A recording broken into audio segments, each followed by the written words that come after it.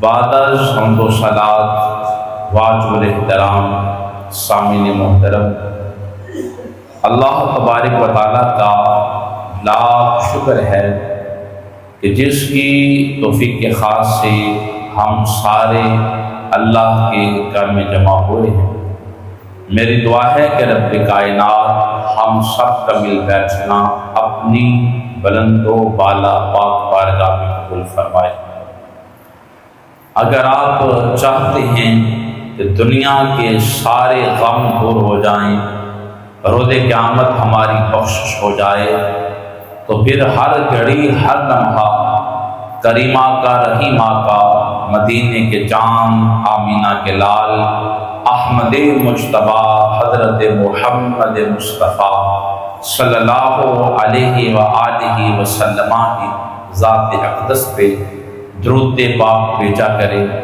میرے کریم آقا علیہ الصلوۃ والسلام کے پاس ایک صحابی آتے ہیں اور عرض کرتے ہیں، یا رسول اللہ صلی اللہ علیہ وآلہ وسلم، میرے والدین آپ پہ قربان جائیں، میں نے وقت کو 4 حصوں میں تقسیم کیا ہے اور میں چاہتا ہوں کہ ایک حصہ درود پاک پڑھا کروں اور باقی 3 حصے دیگر تسبیحات کو پڑھا کروں۔ میرے کریم آقا علیہ السلام نے فرمایا کہ جو تو نے وقت کو تقسیم کیا ہے یہ تقسیم بہت اچھی ہے، لیکن درود پاک پڑھنے کا وقت اگر اور بڑھا لے تو یہ تیرے واسطے بہتر ہے۔ تو وہ صحابی کہنے لگے، یا رسول اللہ صلی اللہ علیہ وآلہ وسلم، میرے والدین آپ پہ قربان جائیں، اب میں ہر گھڑی ہر لمحہ آپ کی ذات اقدس پہ درود پاک بھیجتا رہوں گا۔ تو میرے کریم آقا علیہ السلام نے فرمایا، اگر تو ایسا کر لے اللہ تیرے سارے غم دور فرما دے گا، دنیا کے غم بھی دور فرما دے گا اور آخرت کے غم بھی دور فرما دے گا۔ آج کا جو ہمارا موضوع ہے وہ شان اہل بیت اطہار کے بارے کے اندر ہے۔ رب کائنات مجھے حق کہنے کی توفیق عطا فرمائے۔ محرم شریف کا مہینہ شروع ہو چکا ہے، تو آپ سب کے علم کے اندر ہے کہ 10 محرم کو ایک سانحہ ہوا تھا اسلام کے اندر کہ کریم آقا علیہ السلام کی آل اولاد کربلا کے اندر شہید ہوئے۔ تو ہم حضرت سیدنا حضرت امام حسین رضی اللہ تعالیٰ عنہ کے حوالے سے بات کریں گے۔ اللہ تبارک و تعالیٰ نے حضرت امام حسین رضی اللہ تعالیٰ عنہ کو بڑی شان عطا فرمائی۔ پہلی شان یہ ہے کہ وہ نواسہ رسول ہے، میرے کریم آقا علیہ السلام کے نواسہ ہیں۔ دوسری شان یہ ہے کہ وہ میرے مصطفیٰ کے صحابی، میرے کریم آقا کے صحابی ہیں۔ جس نے حالت ایمان کے اندر میرے محبوب کو دیکھا ہے وہ صحابی کہلاتا ہے۔ صحابی عبادت سے، صحابی ریاضت سے نہیں بنتا بلکہ چہرہ والدہا کے دیدار سے بنتا۔ پھر ایک شان یہ ہے کہ حضرت امام حسین میرے کریم آقا علیہ السلام سب سے لاڈلی بیٹی حضرت سیدہ طیبہ طاہرہ عابدہ زاہدہ حضرت فاطمہ الزہرا رضی اللہ تعالی عنہا کے جگر کا ٹکڑا ہے۔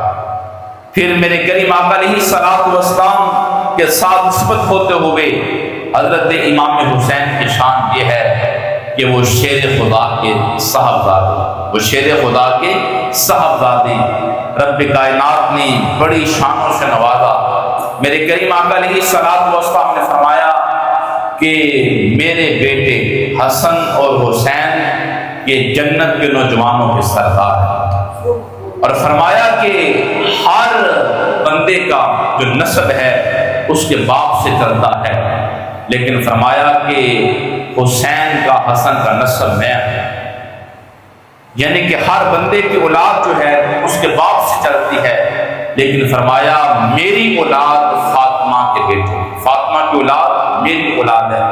تو جتنے بھی دنیا کے اندر سید ہیں یہ میرے کریم آقا کی اولاد ہے۔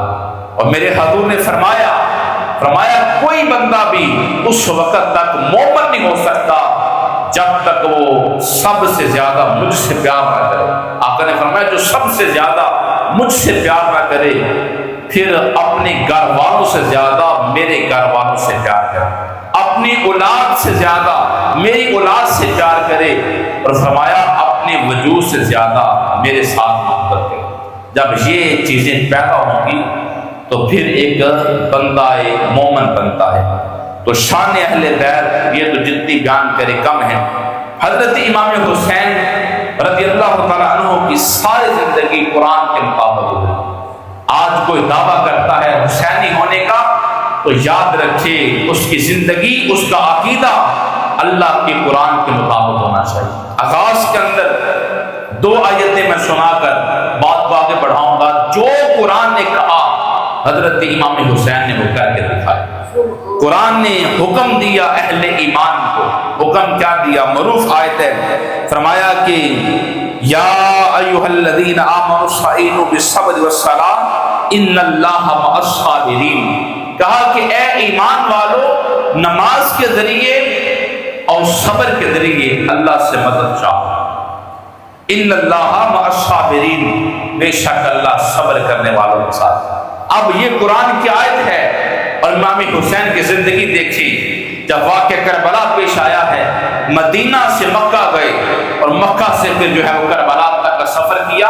سارے سفر کے دوران آپ تاریخ اٹھا کے دیکھ لیں، امام حسین کی ایک نماز بھی قضا نہیں۔ سارے سفر کے اندر جو قرآن نے کہا ہے وہ کر کے بتایا ہے، ایک بھی نماز قضا نہیں، کیونکہ نماز ہی بندے کو اللہ کے قریب کرتی ہے۔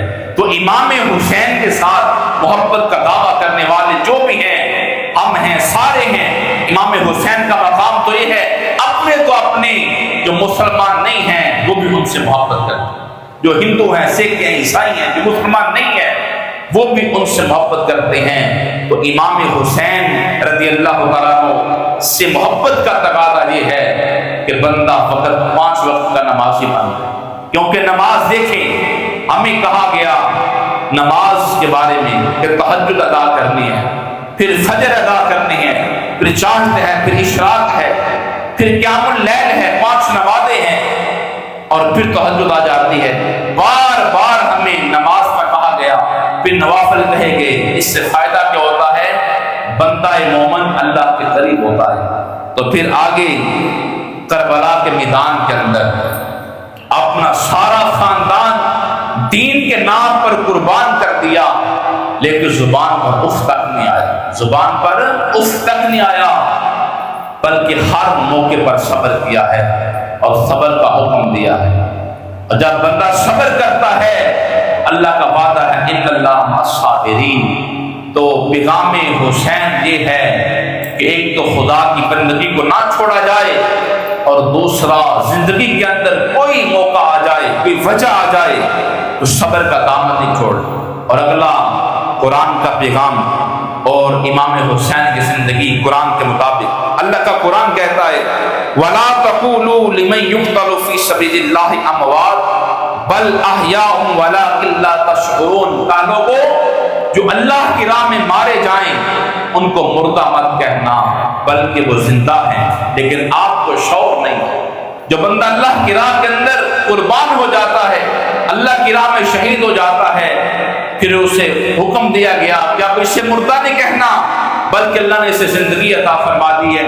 اور ایک آیت کے اندر آتا ہے، قرآن کے اندر آتا ہے کہ شہید کو اللہ قبر میں رزق عطا کرتا ہے، قبر کے اندر اللہ شہید کو رزق عطا کرتا ہے، لیکن فرمایا وہ کیسی زندگی ہے، وہ کیسا رزق ہے، وہ کیسا وہاں پر زندہ ہے، اس بات کا آپ کو شعور نہیں ہے۔ تو سب سے افضل جو شہادتیں ہیں وہ ہیں جو میرے کریم آقا علیہ الصلوۃ والسلام کے زمانے کے اندر ہوئی، میرے حضور کے سامنے ہوئی، جنگ بدر کے اندر، جنگ احد کے اندر، غزوہ تبوک کے اندر۔ سب سے افضل ترین جو شہادتیں ہیں وہ شہادتیں ہیں جو میرے کریم کے سامنے درپیش آئیں۔ پھر میرے کریم آقا علیہ الصلوۃ والسلام کے جانے کے بعد جو سب سے پہلے شہادتیں ہوئیں، وہ پہلے جو شہید ہوئے حضرت عمر بن خطاب رضی اللہ تعالیٰ عنہ، آپ فجر کی نماز کے لیے جا رہے تھے، ایک مجوسی نے خنجر مار کے آپ کو شہید کر دیا۔ تو یہ بڑی مظلوم شہادت تھی کہ نماز کے لیے جا رہے تھے، آپ کو شہید کر دیا گیا۔ پھر آگے آئیں حضرت عثمان بن عفان رضی اللہ تعالیٰ عنہ کو 40 دن جو ہے وہ پیاسا رکھا گیا۔ 40 دن پیاسا رکھنے کے بعد پھر ان کو بھی شہید کر دیا گیا، تو بڑی مظلومیت کے ساتھ شہید کیا۔ پھر حضرت امام حسن نے مجتبی رضی اللہ تعالیٰ عنہ کو زہر دے کے شہید کر دیا گیا، بڑا ظلم کیا گیا۔ پھر کربلا کے میدان کے اندر نواسہ رسول کو شہید کر دیا گیا۔ تو میرے کریم آقا علیہ الصلوۃ والسلام کے فرمان کی روشنی کے اندر ہم مقام اہل بیت اطہار سمجھیں گے کہ جو شہادتیں ہوئی ہیں یہ سارے اسلام کی خاطر ہوئی۔ ہمارے بڑوں کی شہادتیں دینے کی وجہ سے آج اسلام زندہ ہے، آج اسلام زندہ ہے۔ میرے کریم آقا مدینے کے چاند، آمینہ کے لال، احمد مجتبی حضرت محمد مصطفیٰ صلی اللہ علیہ وآلہ وسلم نے امت کو سمجھاتے ہوئے ایک بات ارشاد فرمائی جس کے اندر ایک پیغام تھا۔ فرمایا کہ لوگوں، میں آپ کے اندر 2 چیزیں چھوڑے جا رہا ہوں، وَأَنَا تَارِكٌ فِيهُمْ ثَقَلَيْنِ، 2 سکل چھوڑے جا رہا ہوں، 2 باری چیزیں چھوڑے جا رہا ہوں۔ فرمایا کہ اس میں سے ایک اللہ کی کتاب، اس میں سے ایک اللہ کی کتاب ہے۔ اللہ کی کتاب کا دامن نہ چھوڑنا کبھی گمراہ نہیں، اللہ کے قرآن کے دامن پر نہ چھوڑنا کبھی گمراہ نہیں ہوں گے۔ اس میں ہدایت ہے، اس میں نور ہے۔ بڑے خوش نصیب وہ لوگ ہیں جو ہر روز اللہ کے قرآن کی تلاوت کرتے ہیں۔ دیکھیں، ایک حرف پڑھنے سے اللہ 10 گناہ معاف کر دیتا ہے، 10 نیکیاں نامہ اعمال کے اندر لکھتا ہے۔ اگر ہم ڈیلی کا ایک سپارہ پڑھیں یا چند رکوع پڑھیں تو ایک ایک حرف کے بدلے کتنے زیادہ ہمارے گناہ معاف ہو۔ سب سلاطین عالم ہے اپنی جگہ، تو عالم کا سلطان اپنی جگہ، بدلتی رہی آسمانی کتاب محمد کا قرآن اپنی جگہ۔ اور حضرت علامہ اقبال نے ایک دکھڑا اس امت کو سنایا۔ علامہ اقبال کہتے ہیں کہ وہ مؤسس تھے زمانے میں مسلمان ہو کر، ہم خوار ہوئے تارک قرآن ہو کر۔ علامہ اقبال کہتے ہیں کہ وہ جو صحابہ کرام تھے، زمانے کے اندر مقام تھا تو قرآن کو تھاما تھا، قرآن پہ عمل تھا۔ سارے صحابہ کا، سارے اہل بیت اطہار کا عمل قرآن پر تھا، اور پھر قرآن کی وجہ سے اللہ نے ان کو مقام بھی عطا فرمایا۔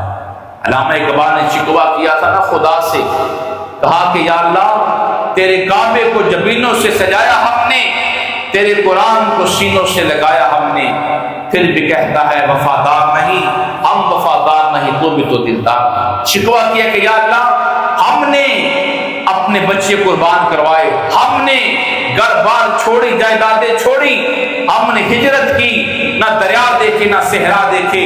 ہمارا یہ ماننا تھا کہ جان رہے نہ رہے، اولاد رہے نہ رہے، گھر رہے نہ رہے، مال رہے نہ رہے، اولاد رہے نہ رہے، ہم نے پیغام توحید کو دنیا کے اندر پھیلانا ہے۔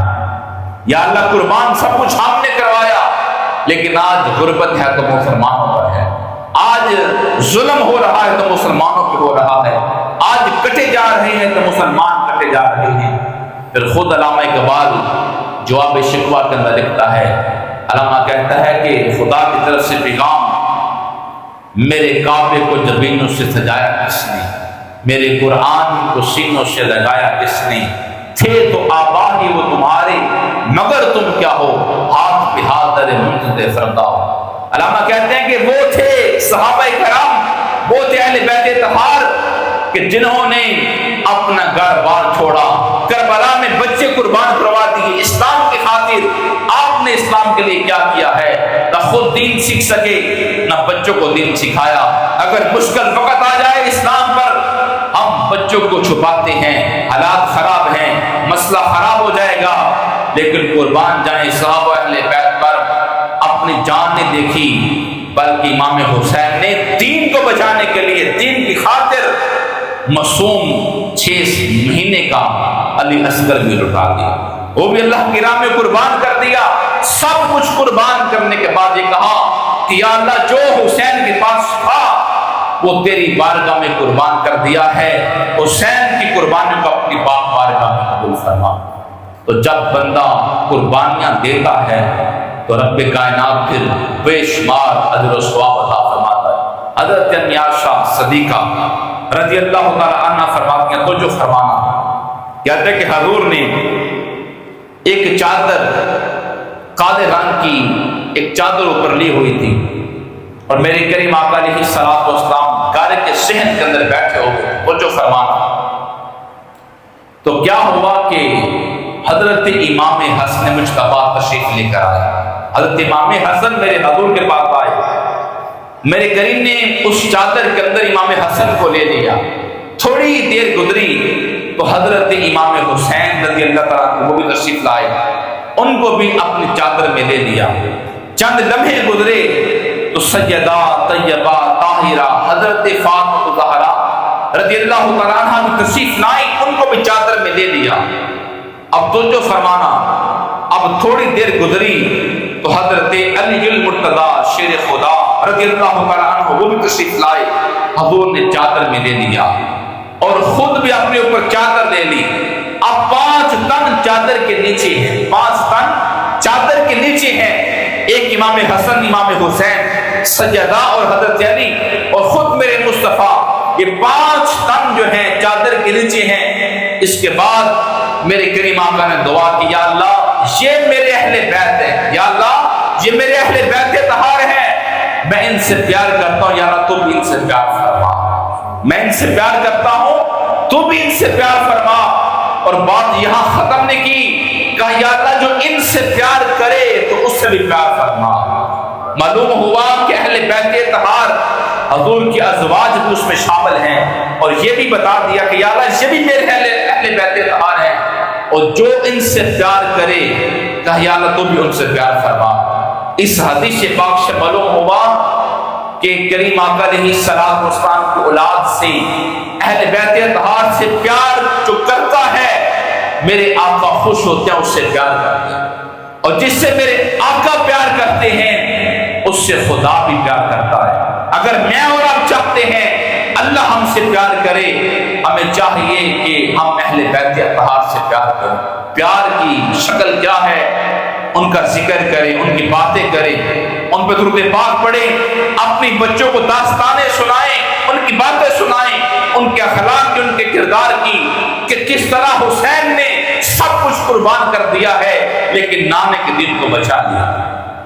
किस तरह सब कुछ कुर्बान कर लिया है और नाने के दीन को बचा लिया है। मेरे रवायात में आता है, अगर कोई बंदा खाना काबा में चला जाए, हरम काबा के अंदर चला जाए और गुलाफ काबा को पकड़कर रो रो कर अल्लाह की बारगाह में दुआ करे, तौबा करे, गुनाहों की माफी मांगे, तो फरमाया अल्लाह उसकी दुआ कबूल नहीं करेगा, उसकी इबादत कबूल नहीं करेगा, उसकी क्रिया जारी कबूल नहीं करेगा अगर उसके दिल के अंदर बुग़्ज़ अहले बैत, बुग़्ज़ अहले बैत जिसके दिल के अंदर है, कभी उसकी नमाज दुआ कबूल नहीं होती।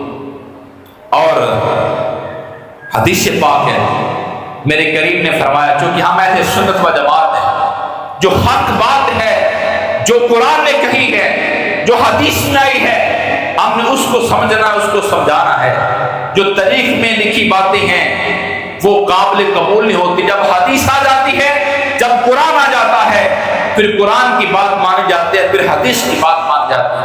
तारीख की किताबें पढ़कर अकीदे नहीं बनते, अकीदा बनता है या कुरान से बनता है, या हदीस से बनता है, या कलामुल्लाह से बनता है, या जुबान मुस्तफा से निकली बातों से बनता है। तो हमारा ये अकीदा है, अल्हम्दुलिल्लाह, हम खुले दिल के साथ अहले बैत तहार का जिक्र भी करते हैं, उनको याद भी करते हैं और खुले दिल के साथ हम सहाबा से भी मोहब्बत करते हैं। मेरे करीम आका सल्लल्लाहु अलैहि वसल्लम ने फरमाया, ए अली, आपकी वजह से 2 गिरोह बनेंगे, 2 गिरोह, और दोनों जहन्नम में जाएंगे।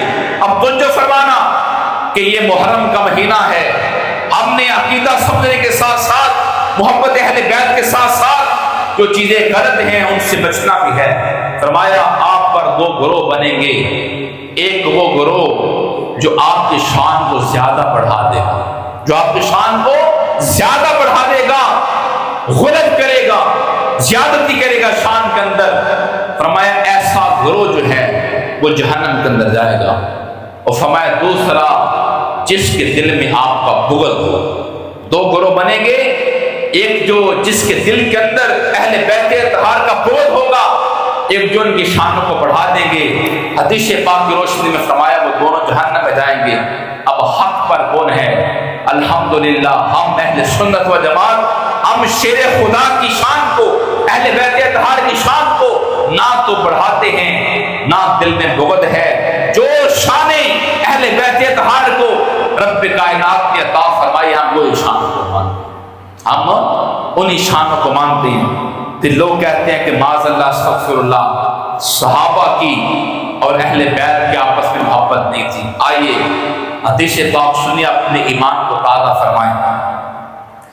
حضرت عائشہ صدیقہ رضی اللہ تعالیٰ عنہ فرماتی ہے میں نے کیا دیکھا کہ میرے بابا جان حضرت صدیق اکبر رضی اللہ تعالیٰ عنہ اکثر مسلسل حضرت علی المرتضیٰ شیر خدا کے چہرے کو دیکھتے رہتے، اکثر دیکھتے رہتے۔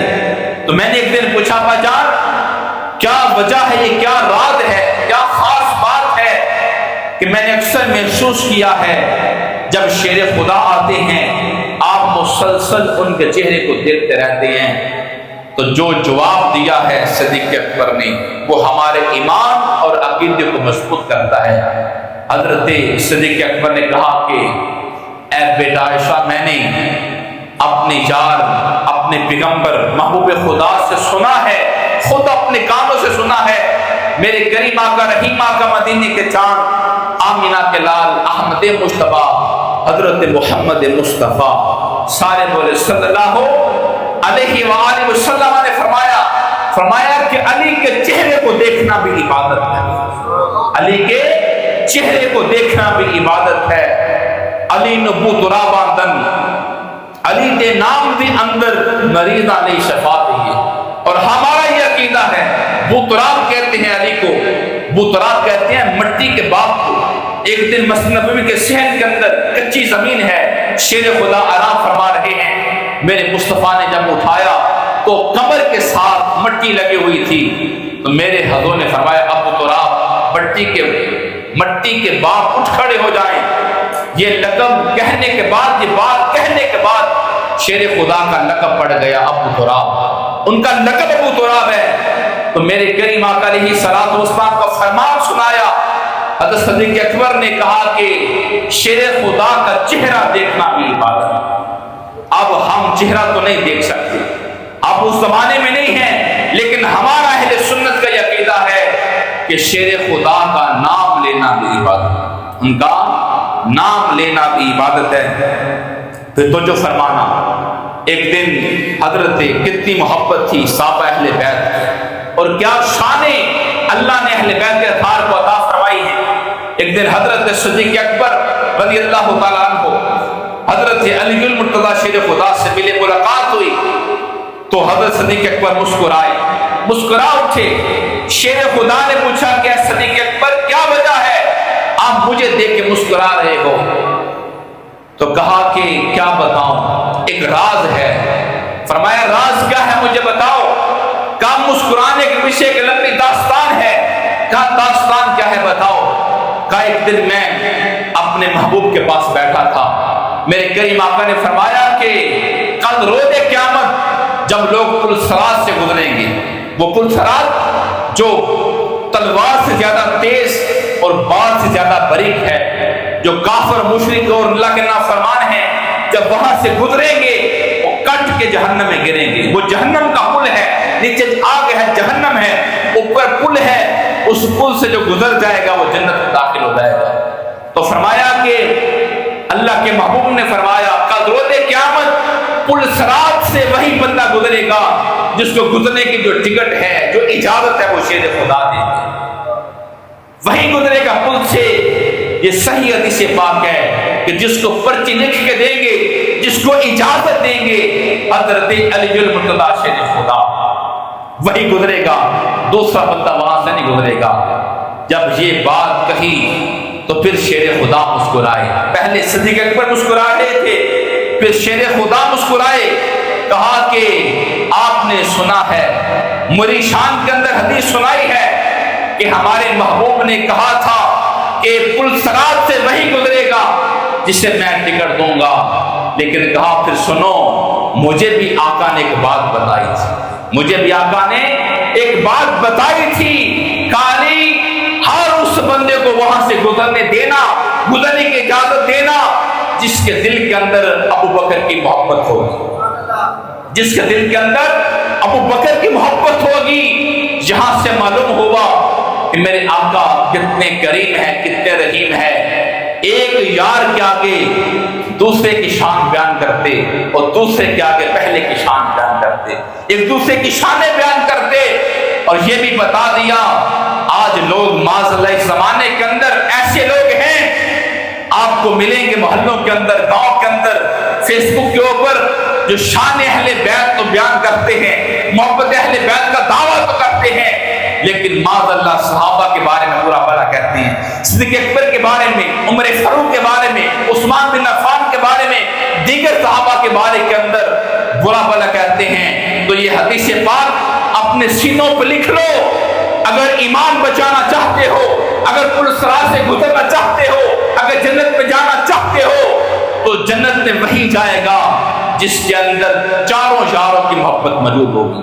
خود شیر خدا نے فرما دیا، صحیح حدیث پاک، مجھ سے مصطفیٰ نے فرما دیا تھا کہ علی تیری ٹکٹ کے بغیر کوئی پل صراط سے گزرے گا نہیں، اور تو نے ٹکٹ اس کو دینی ہے جس کے دل کے اندر حب صدیق اکبر ہوگا۔ پھر فرمایا یہ چاروں یاروں کی شانیں بیان کرتے ہوئے پھر فرمایا کہ جب حوض کوثر پر امت ساری حوض کوثر پر آئے گی، امت پیاسی ہوگی، حساب و کتاب، گرمی کی شدت، یہ ساری امت انشاءاللہ جس میں میں بھی ہوں گا آپ بھی ہوں گے، فرمایا ساری امت اکٹھی ہو کر حوض کوثر پر آئے گی۔ میرے آقا سے پوچھا گیا نے آقا، صحابہ نے پوچھا کہ یا رسول اللہ ہم آپ کا چہرہ دیکھتے ہیں ہمارے دلوں کو سکون ملتا ہے، چہرہ نہ دیکھو تو بے قرار ہو جاتے ہیں، آقا جہاں تو ملنا چاہیں تو آپ کے گھر میں آ جاتے ہیں، مسجد نبوی کے اندر آ جاتے ہیں، لیکن کل روز قیامت ہم اگر آپ کو ملنا چاہیں گے تو کہاں ملیں گے؟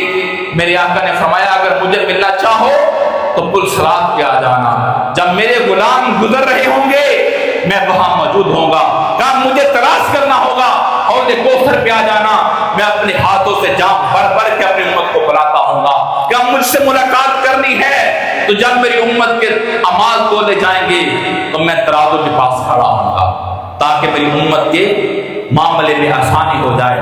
تو فرمایا روز قیامت جب ساری امت حوض کوثر پر آئے گی تو چاروں یار، چار کونے ہوں گے حوض کوثر کے، چار کونے، تو چاروں یار چاروں کونوں پہ کھڑے ہوں گے، اور پھر حوض کوثر چھوٹا نہیں ہے، وہ 2-4 کلومیٹر نہیں بلکہ ہزاروں کلومیٹر کے بعد ایک کنارہ آتا ہے، پھر ہزاروں کلومیٹر کے بعد دوسرا کنارہ، بہت بڑا کنارہ ہے، اور چاروں کناروں پہ چاروں یار کھڑے ہوں گے، جام بھر بھر کے میرے مصطفیٰ کی امت کو کھلاتے ہیں۔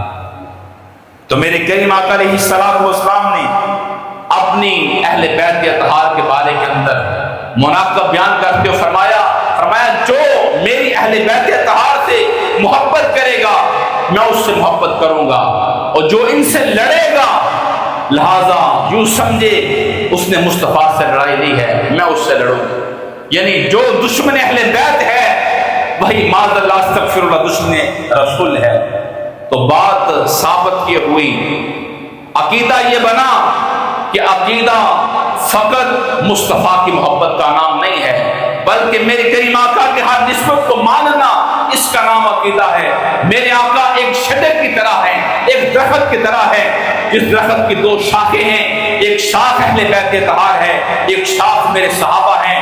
جس نے شجر مصطفیٰ کو مانا اور پھر اہل بیت اطہار کو مانا اور پھر صحابہ کو نہ مانا اس کا ایمان مکمل نہیں ہے بلکہ وہ جہنم میں جائے گا، اور جس نے شجر مصطفیٰ کو مانا اور شاخ صحابہ کو مانا، اہل بیت اطہار کو نہ مانا وہ بھی جہنم میں جائے گا۔ عقیدہ یہ ہے کہ جس نے مصطفیٰ کو مانا اب میرے آقا کی نسبت سے وہ ہر صحابی کا بھی حیا کرے، اہل بیت اطہار کا بھی حیا کرے۔ تو میرے کریم نے فرمایا لوگوں میرے بعد فتنے آئیں گے، قرب قیامت کے اندر بڑے بڑے فتنے آئیں گے، لیکن فتنوں کے اندر اگر بچنا چاہتے ہو تو پھر دو چیزیں ہیں، دو بار ثقلین کہا، ایک اللہ کا قرآن ہے اور دوسری میری اہل بیت۔ میرے کریم آقا صلی اللہ علیہ وآلہ وسلم کا فرمان، حضرت حذیفہ رضی اللہ تعالیٰ عنہ کافی دن گزر گئے تو میرے مصطفیٰ کی بارگاہ میں نہ آئے، تو جو فرمانا کہ مقام اہل بیت کیا ہے، مقام امام حسین کیا ہے، کافی دن گزر گئے، حضرت حذیفہ صحابی ہیں در مصطفیٰ پہ نہیں آئے، تو حذیفہ کی ماں کہتی ہے کہ بیٹا کتنے دن گزر گئے ہیں تو در مصطفیٰ پہ حاضری نہیں دی، اب ایسا کرو کہ جاؤ میرے حضور کے پاس اور جا کر میرے لیے بھی دعا کروانا، اپنے لیے بھی دعا کروانا اور حضور کو میرا سلام کہنا۔ کہتے ہیں میں عصر کے ٹائم پہنچا، میں نے اپنے کریم آقا کے پیچھے نماز عصر ادا کی، لیکن حضور نماز کرواتے ساتھ جلدی سے جو ہے وہ اپنے حجرے میں چلے گئے، میری بات نہ ہو سکی، میں بیٹھ کے انتظار کرنے لگا کہ آقا اب مغرب ٹائم آئیں گے تو پھر بات کروں گا۔ کہتے مغرب تک میں انتظار کرتا رہا، جب نماز مغرب ہوئی تو پھر آقا نماز کے لیے آئے، نماز مکمل ہوئی، میں بات کرنا چاہ رہا تھا تو آقا پھر جلدی سے جو ہے وہ حجرے میں چلے گئے، میں بات پھر نہ کر سکا۔ کہتے ہیں کہ پھر کیا ہوا، میں پھر انتظار کرتا رہا، ماں کا سلام بھی دینا تھا اور دعا بھی کروانی تھی، تو کہتے ہیں کہ میں پھر عشاء تک جو ہے وہ انتظار کرتا رہا۔ کہتے ہیں جب عشاء کی نماز ہوئی، عشاء کی نماز پڑھانے کے ساتھ ہی میرے آقا حجرے میں جانے لگے تو میں پیچھے چل دیا۔ اب میں چل رہا تھا، میرے آقا کا دھیان آگے کی طرف تھا، لیکن حضور ٹھہر گئے، دھیان آگے تھا اور کہنے لگے حذیفہ ہے، حذیفہ اللہ تیری بھی بخشش فرمائے، تیری ماں کی بخشش فرمائے۔ دیکھا نہیں ہے، پیچھے پلٹ کر دیکھا نہیں ہے، یہ غیب دان نبی ہیں، اللہ نے یہ شان ادا فرمائی ہے، دیکھا نہیں پیچھے چل رہے ہیں، تو آواز سنی تو ٹھہر گئے، اور جو بات دل میں تھی، بات دل میں یہی تھی، ماں نے کہا تھا حذیفہ بیٹا اپنے لیے بھی دعا کروانا، میرے لیے بھی دعا کروانا، تو آقا نے کہا حذیفہ ہے، حذیفہ اللہ تیری بھی بخشش فرمائے، تیری ماں کی بھی بخشش فرمائے۔ تو حضرت حذیفہ کہتے ہیں کہ میں نے ماں کا سلام پیش کیا تو میں نے کیا دیکھا کہ حضور کے اوپر کالی کملی ہے اور ادھر کوئی بارے چیزیں ہیں، کوئی چیز محسوس ہو رہی ہے، میں سوچ رہا تھا تو آقا نے چادر کو ہٹا دیا، میں نے کیا دیکھا، ایک طرف امام حسن ہے، دوسری طرف امام حسین، اتنا پیار کرتے تھے، اور کہا کہ اے حذیفہ سنو، ابھی ابھی میرے پاس ایک فرشتہ آیا تھا، آج سے پہلے وہ کبھی دنیا میں نہیں آیا تھا، فرشتے نے آ کر یہ کہا کہ آپ کے یہ دو صاحبزادے، آپ کے یہ دو بیٹے جنت کے نوجوانوں کے سردار ہیں، اور کہا آپ کی بیٹی سیدہ فاطمہ یہ جنت کی عورتوں کی سردار ہے، جنت کی عورتوں کی سردار ہے۔ میرے آقا نے فرمایا دنیا کے اندر میرے پھول جن کی میں خوشبو لیتا ہوں امام حسن امام حسین۔ ایک بار کیا ہوا، اتنی تعظیم کرتے تھے صحابہ کرام اہل بیت اطہار کی، حضرت عمر فاروق رضی اللہ تعالیٰ عنہ کا زمانہ ہے، تو کوئی باہر سے لوگ ملنے کے لیے آئے تھے، مہمان آئے تھے، ان کو کمرے کے اندر بٹھا کر کوئی خاص میٹنگ تھی، تو عبداللہ ابن عمر، حضرت عمر کا بیٹا عبداللہ ابن عمر، ان کو دروازے پہ کھڑا کر دیا اور کہا کوئی بندہ بھی آئے اس کے اندر نہیں آنے دینا، کوئی خاص میٹنگ ہے۔ اب حضرت عبداللہ ابن عمر سیکورٹی کے لیے باہر کھڑے ہو گئے، حضرت عمر اندر ہیں، تو کیا ہوا کہ امام حسن آ گئے اور آ کر کہا کہ میں حضرت عمر سے ملاقات کرنا چاہتا ہوں۔ عبداللہ ابن عمر نے کہا کہ آپ پر میرے والدین قربان جائیں، آپ چاہیں تو اندر جا سکتے ہیں، لیکن میرے ابا جان نے منع کیا ہے کوئی بندہ اندر نہ آئے، لیکن آپ چاہیں تو جا سکتے ہیں۔ تو امام حسن نے کہا کوئی خاص بات نہیں تھی، میں ملاقات کرنا چاہتا تھا، چلے کوئی بات نہیں، میں تھوڑی دیر بعد میں آ جاؤں گا۔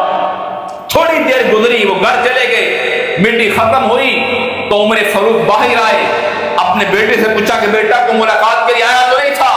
کہا ہاں آیا تھا۔ یہ حضرت امام حسن مجتبیٰ رضی اللہ تعالیٰ عنہ وہ تشریف لے کر آئے تھے۔ جب یہ بات سنی تو چہرے کا رنگ بدل گیا۔ کہا عبداللہ بیٹا، اتنی بڑی ہستی امام حسن آئے تھے، میرے مصطفیٰ کا صاحبزادہ آیا تھا، مجھے بلایا کیوں نہیں ہے، مجھے کہا کیوں نہیں ان کو اندر آنے دیتے؟ کعبہ جان میں نے تو کہا تھا وہ آپ سے ملاقات کر لیں، لیکن وہ خود کا انہوں نے کہا تھا میں چلا جاتا ہوں، بعد میں ملاقات کروں گا۔ یہ بات سنتے ہی جلدی سے امام حسن کے گھر گئے عمر فاروق اور جا کر اپنے دستار کو اتار دیا۔ کہا کہ آپ آئے تھے، ملاقات کر کے جاتے۔ کہا کوئی بات نہیں ہے، ملاقات بعد میں ہو جاتی۔ میں نے کہا کہ آپ وقت کے حاکم ہیں، بزی ہیں؟ کہا میں حاکم نہیں ہوں بلکہ آپ کے گھر کا غلام ہوں۔ کہا کہ میں تو وہ تھا، میرا باپ خطاب مجھے کہتا 5 چھوٹ جو ہے ایک لائن میں لگاؤ، تو میں پہلے کو سیدھا کرتا، پچھلے والا بگڑ جاتا، پچھلے والے کو سیدھا کرتا، پہلے والا بگڑ جاتا۔ کہ آج اگر عمر 22 لاکھ مربع میل کا حکمران ہے تو یہ آپ کے نانا کے نالین کا صدقہ ہے، آپ کے نانا کے نالین کا صدقہ ہے۔ تو شان اہل بیت، مقام اہل بیت رب کائنات نے ان کو بڑی شانوں سے نوازا ہے۔ میرے کریم آقا علیہ الصلوۃ والسلام نماز پڑھا رہے تھے، نماز پڑھاتے پڑھاتے میرے کریم آقا سجدے میں گئے تو حضرت امام حسین جو ہے وہ آ کر کمر پر بیٹھ کے، ساتھ ہی گھر تھا، کمر پر بیٹھ کے آپ نے سنا ہے بارہا کہ ان کی خاطر میرے مصطفیٰ نے نماز کو لمبا کر دیا، میرے آقا نے نماز کو لمبا کر دیا۔ ایک بار منبر پر کھڑے ہو کر میرے آقا خطبہ دے رہے تھے، امام حسن و حسین لڑکھڑاتے ننھے معصوم تھے، لڑکھڑاتے پاؤں کے ساتھ مسجد میں داخل ہو گئے۔ اتنا پیار تھا میرے مصطفیٰ کو، منبر سے اتر کر دونوں بیٹوں کو اٹھا لیا اور کہا بیٹا فاطمہ حسین رونے نہ دیا کرو، جب حسین روتا ہے تو مجھے پریشانی ہوتی ہے۔ میں نے مختصر وقت کے اندر جو چند حدیثیں صحیح روایت کے ساتھ تھیں شان اہل بیت کے اطہار کے حوالے سے وہ آپ کے سامنے رکھی ہیں۔ رب کائنات ہمیں سب سے زیادہ اہل بیت اطہار کے ساتھ، حضور کے بیٹوں کے ساتھ محبت کرنے کے توفیق عطا فرمائے۔ اگلے جمعے کو انشاءاللہ جو واقعہ کربلا ہے، واقعہ کربلا کہاں سے شروع ہوا، کہاں پہ ختم ہوا اور کس نے شہید کیا، قصوروار کون تھا، سارا ڈیٹیل کے ساتھ وہ آپ کے سامنے رکھوں گا۔ اور شروع تھوڑا سا میں اس کا آغاز کر دیتا ہوں تاکہ پھر آپ کو سمجھنے میں آسانی ہو جائے کہ سنانے کا مقصد یہ ہے کہ کوشش کریں کہ اگلا جو جمعہ ہے وہ 10 محرم کو آ رہا ہے اور جس دن کربلا کا واقعہ پیش آیا تھا اس دن بھی جمعے کا دن تھا، تو اگلا جو جمعہ ہے ہم انشاءاللہ یہاں پر جمعہ بھی پڑھیں گے اور ساتھ ہی محفل ذکر حسین بھی کریں گے انشاءاللہ۔ جمعے سے پہلے تلاوت بھی ہوگی، ناصر بھی انشاءاللہ ہمارے بزرگ پڑھیں گے اور ساتھ جو واقعہ کربلا ہے وہ بھی بیان کیا جائے گا۔ تو ذکر امام حسین یہ ہمارے ایمان کا حصہ ہے، جس دل کے اندر ان کا نام نہیں ہے، ذکر نہیں ہے، محبت نہیں ہے، وہ دل ویران ہے۔ ہوا کیا کہ واقعہ کربلا کیسے پیش آیا، اتنی بے دردی کے ساتھ خاندان رسول کو کیوں وہاں پر شہید کر دیا گیا، تو تھوڑا سا آغاز کر دیتا ہوں، باقی انشاءاللہ واقعہ جو ہے وہ اگلے جمعے آپ کوشش کرنا، میرے بزرگ ہیں، دوست نوجوان، کہ اگلے جمعے پورے 1 بجے جو ہے وہ آپ مسجد کے اندر آ جائیں تاکہ بات سننے سنانے میں آسانی ہو جائے۔ جب میرے کریم آقا علیہ الصلوۃ والسلام نے ظاہری پردہ فرمایا تو میرے حضور کے جانے کے بعد جس نے امت کو سنبھالا دیا، چونکہ جب آقا نے ظاہری پردہ فرمایا تو ہر کوئی چاہتا تھا ہم بھی مر جاتے، صحابہ کرام رو رہے تھے، عمر فاروق نے تلوار نکالی، کہا جو یہ کہے میرا محبوب دنیا سے چلا گیا ہے میں اس کی گردن کو اڑا دوں گا۔ سارے بے چین تھے، سارے پریشان تھے، سارے رو رہے تھے، تو جس نے امت کو سہارا دیا، جس نے خطاب کیا وہ حضرت صدیق اکبر تھے۔ میرے کریم نے فرمایا میرے جانے کے بعد 30 سال خلافت رہے گی، تو حضور کے جانے کے بعد جس نے امت کو سنبھالا وہ حضرت صدیق اکبر ہے۔ 2.5 سال آپ نے خلافت کی، ان کے بعد دوسرے خلیفہ بنے حضرت عمر بن خطاب رضی اللہ تعالیٰ عنہ، 10 سال آپ نے حکومت کی، ان کے بعد خلیفہ بنے۔ یہ میں کربلا کی طرف لے کے جا رہا ہوں کہ واقعہ کیسے پیش آیا، پس منظر تھوڑا تو سنا رہا ہوں تاکہ بات سمجھانے میں آسانی ہو جائے۔ عمر فاروق کے بعد 12 سال حکومت کی حضرت عثمان بن عفان نے، اور ان کو پھر جو ہے وہ ایک فتنہ برپا ہوا، یہودیوں نے جو ہے ان کو شہید کر دیا۔ ان کے شہید ہونے کے بعد جس بندے نے، جس شخصیت نے حکومت کو سنبھالا وہ حضرت علی المرتضیٰ شیر خدا ہیں۔ تقریباً 5 سال کے لگ بھگ ان کی حکومت ہے، ان کو بھی شہید کر دیا گیا۔ حضرت شیر خدا کو شہید کرنے کے بعد پھر جو ہے وقت کے حاکم بنے، خلیفہ بنے حضرت امام حسن مجتبیٰ رضی اللہ تعالیٰ۔ اسلام کے اندر 4 خلیفہ نہیں ہیں بلکہ 5 خلیفہ ہیں۔ 5ویں خلیفہ جو ہیں وہ حضرت امام حسن ہیں، اور حضرت امام حسن کے جو ہے وہ دور کے اندر چونکہ جب حضرت شیر خدا نے حکومت کو سنبھالا تو ایک خارجی فتنہ اٹھا، بار بار یہ کہتے کہ عثمان کے جو قاتل ہیں ان کا بدلہ لیا جائے، عثمان کے قاتلوں کا بدلہ لیا جائے۔ تو شیر خدا کہتے کہ ابھی بڑے فتنے کھڑے ہو چکے ہیں، میں تھوڑی سی حکومت مضبوط کر لوں پھر چن چن کر جو ہے وہ عثمان کے قاتلوں کو ماروں گا۔ لیکن فتنہ زور کر رہا تھا، فتنہ بھی ختم نہیں ہوا کہ حضرت شیر خدا کو شہید کر دیا گیا۔ تو 6 مہینے کے لیے پھر جو ہے وہ خلیفہ بنے امام حسن رضی اللہ تعالیٰ۔ ادھر مدینے کے اندر خلافت ملی امام حسن کو، ادھر دمشق کے اندر جو حاکم تھے، جو گورنر تھے وہ حضرت امیر معاویہ رضی اللہ تعالیٰ عنہ تھے۔ اب کیا ہوا کہ امت 2 حصوں میں تقسیم ہو گئی، ایک امام حسن کی طرف اور ایک حضرت امیر معاویہ کی طرف۔ اور جہاں فرمان مصطفیٰ میرے آقا نے فرمایا تھا کہ میرا بیٹا حسن امت کے 2 بڑے گروہوں میں صلح کروائے گا، جب بڑے فتنے برپا ہو جائیں گے، امت 2 حصوں میں تقسیم ہو جائے گی، تو میرا بیٹا حسن جو ہے یہ امت کی صلح کروائے گا۔ جب امام حسن نے دیکھا فتنے بڑھتے جا رہے ہیں، میرے نانا کی امت تقسیم ہوتی جا رہی ہے، پھر امام حسن نے جو ہے وہ حضرت امیر معاویہ کے ہاتھ اندر بیعت کر دی، ساری حکومت ان کو دے دی۔ اب وقت کے حاکم بنے حضرت امیر معاویہ، اور حضرت امیر معاویہ کچھ سال حکومت کرتے رہے۔ ان کے بھی سال کے بعد ان کی نصیحت تھی کہ مدینے کے اندر 3 بندے ہیں، اپنے بیٹے کو نصیحت کی یزید کو کہ میرے جانے کے بعد مدینہ کے اندر 3 بندے ہیں، ان کو کہنا وہ حکومت کو سنبھال لیں، وہ خلافت کو سنبھال لیں، اگر وہ سنبھال لیں تو پھر ان کے ہاتھ پر بیعت کر لینا، اگر وہ انکار کر دیں تو پھر فیصلہ کرنا کہ کون حاکم بنے گا۔ لیکن امیر معاویہ تو صحابی رسول تھے، یزید بڑا بدبخت تھا۔ حضرت امیر معاویہ کے جانے کے بعد وہ 3 نام بتائے تھے، عبداللہ ابن عباس، عبداللہ ابن زبیر اور حضرت امام حسین، یہ 3 نام بتائے تھے کہ ان تینوں میں سے کہنا کسی ایک کو یہ خلافت سنبھال لیں۔ تو یزید نے کیا کیا کہ فی الفور جو ہے وہ حکم دیا مدینہ کے اندر جو گورنر تھا کہ معاذ اللہ ان تینوں بندوں کو معاذ اللہ قابو کیا جائے، اگر ان کو قابو کر لوں گا تو میری حکومت آسان ہو جائے گی، رات و رات بسر ان کے پاس آتا ہے۔ لیکن المختصر اگلے جمعے میں بیان کروں گا، امام حسین نے کہا کہ میں جو بدبخت ہے، جو شرابی ہے، جو نمازیں چھوڑنے والا یزید ہے، اس کے ہاتھ پر بیعت نہیں کروں گا۔ پھر ادھر امام حسین ادھر یزید، ان دونوں کا ٹاکرا ہوا، مدینہ چھوڑ کر مکہ گئے، مکہ سے کربلا کے میدان کے اندر کیا ہوا انشاءاللہ اگلے جمعہ المبارک کے اندر یہ بات بیان کروں گا۔ آخر پر آپ سب سے گزارش کروں گا، کوشش کرنا 10 محرم کا دن ہے، بڑا بابرکت دن ہے 10 محرم کا، اسے یوم عاشورہ بھی کہا جاتا ہے۔